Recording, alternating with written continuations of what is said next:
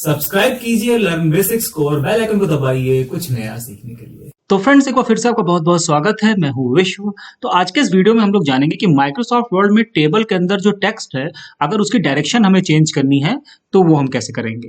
Microsoft word के ऊपर इससे पहले भी कई इंपॉर्टेंट टॉपिक में कवर कर चुका हूं। नीचे डिस्क्रिप्शन में प्लेलिस्ट का लिंक दिया हुआ है, वहां से जाकर के आप वो वीडियोस देख सकते हैं। तो चलिए शुरू करते हैं वीडियो। जैसे कि आप देख रहे हैं, यहाँ पर एक टेबल हमने क्रिएट की हुई है। अब यहाँ पर मान लीजिए हमें किसी टेक्स्ट का डायरेक्शन चेंज करना है। फॉर एग्जाम्पल, ये जो 10 दिया हुआ है, इसका डायरेक्शन अगर हमें चेंज करना है तो सिंपल हमें कर्सर यहाँ कहीं भी बीच में रखना है। ठीक है, उसके बाद आपको जाना है ऊपर के रिबन में, लेआउट टैब आपको यहाँ पे मिल जाएगा। याद रखिएगा, लेआउट और डिजाइन टैब आपको तभी अपीयर होगा, यानी तभी दिखेगा जब आप टेबल में कहीं बीच पे क्लिक करेंगे। ठीक है, अगर टेबल के बाहर हम क्लिक कर दे तो ये दोनों डिजाइन, ये दोनों टैब यहाँ पर नहीं शो करेंगे। ठीक है, तो फिलहाल मान लीजिए अगर हमें 10 की डायरेक्शन चेंज करनी है तो हमने 10 पे यहाँ पर अपना कर्सर रखा।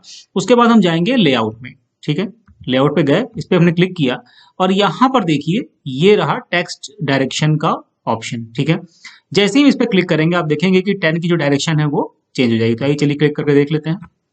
ये देखिए